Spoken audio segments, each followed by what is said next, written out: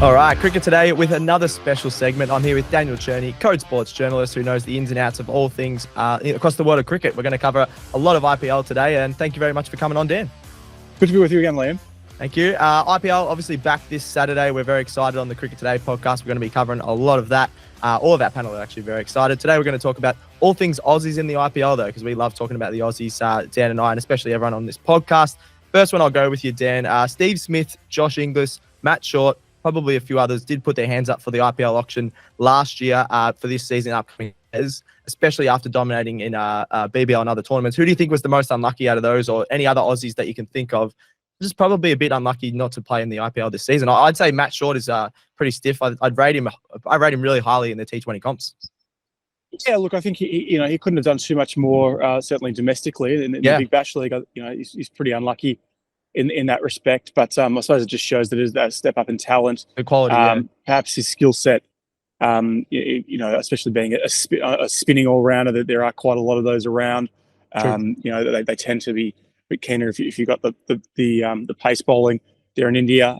Given that India obviously traditionally and historically continue to produce plenty of spin options. Yep. And I suppose Matt Short probably hasn't quite banged the door down yet at international level. That's true. To show that he's absolutely at that world-class standard. But he did get a look in last year as a replacement player. And I think the thing about this IPL, it's also worth noting, is that it's such a long tournament. I mean, it stretches for about 2 months. 2 months, yeah.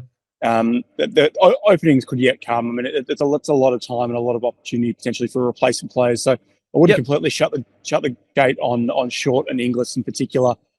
Steve Smith is actually heading over there, or if he's not there already, to do some commentary. I saw that. That'd be exciting, yeah.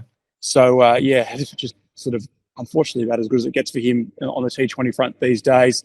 He hasn't played for a few years now, and it just does seem a bit off the pace there, which is remarkable to think when it's a player of Steve Smith's quality. But as we've discussed a little bit before on this show, he doesn't quite have that explosive nature in T20 cricket, and the game has probably gone a little bit past him, and he faces an uphill battle to make that squad for the World Cup in June.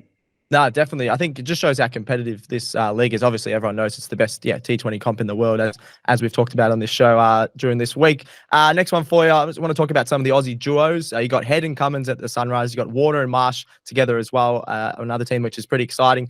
I'm just going to ask you this one. Can Maxwell and Green become the best Aussie duo for IPL, for RCB, that is, especially questioning if Cam Green's style really works for T20. Obviously, he's going really well in the test and the longer formats. Do you think Cam Green can really lift his game in that T20 style, and can Maxwell and Green become that perfect Aussie combo for RCB?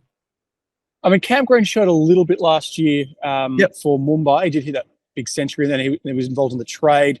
Hardik Pandya returned to Mumbai Indians, and Cam Green sort of went out. And it's a big swap, yeah. It was a big swap, and now that you've seen Green team up, as you said, with Glenn Maxwell at RCB, who incidentally, are celebrating a great title the other day from the Women's Premier League with Elise Perry and co. So who Molyneux. So I think clearly they're both supremely talented players, but obviously there's no shortage of them in the IPL.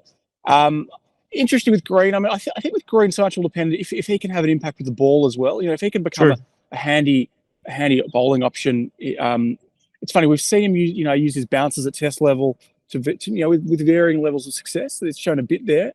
Probably haven't quite seen that much of him on that front yet in white ball cricket, but quite where he fits into that side remains to be seen. I mean, big stakes here for Cameron Green on a few fronts, because he's also a guy who's sort of trying to secure a spot for that T20 World Cup. So no, look, there's plenty of upside there. When you look across those various Australian combinations, it's an interesting way of looking at it. I think Warner and Marsh are probably the pick of them at the moment, and then also they've now got Jake Fraser-McGurk there from an Australian perspective as well.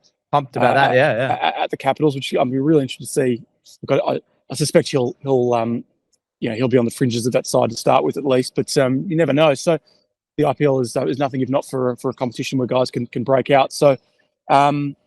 It's really interesting to see how Cam Green goes. And as I said, there's a bit more to play for than just the IPL here for him. Exactly, yeah. There's obviously, you said about Smith, but Cam Green obviously wanted to be in that T20 World Cup squad as well. I think there's going to be lot of people watching him closer than a few of the other guys who've already cemented their spot. But Warner and Marsh probably, the duo that would probably be the ones that go really hard early.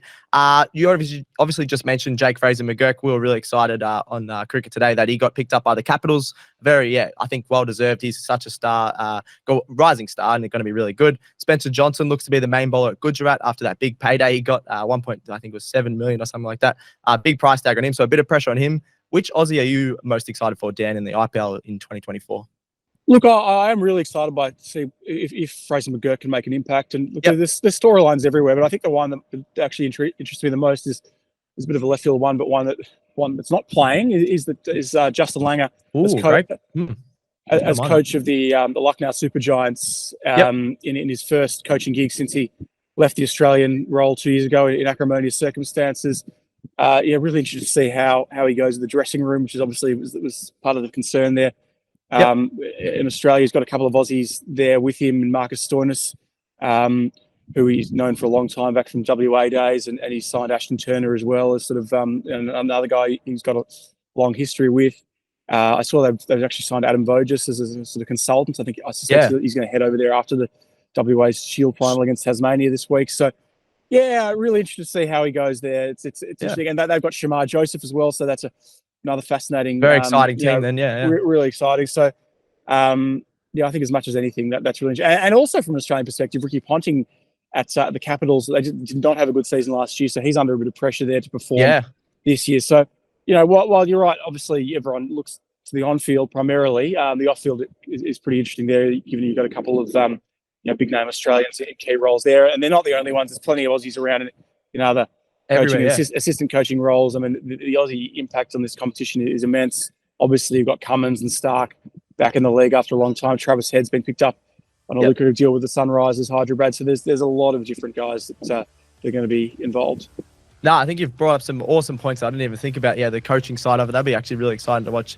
Punter and Langer as well. Just going at it and seeing how Langer goes with the new team, which will be very exciting. In the IPL, we're very excited for that on the weekend. Check out Daniel Cherny on Code Sports. Some great articles at the moment, all over Twitter as well. Thanks heaps for coming on, Dan. And as usual, thank you very much. No worries, Liam. Thank you.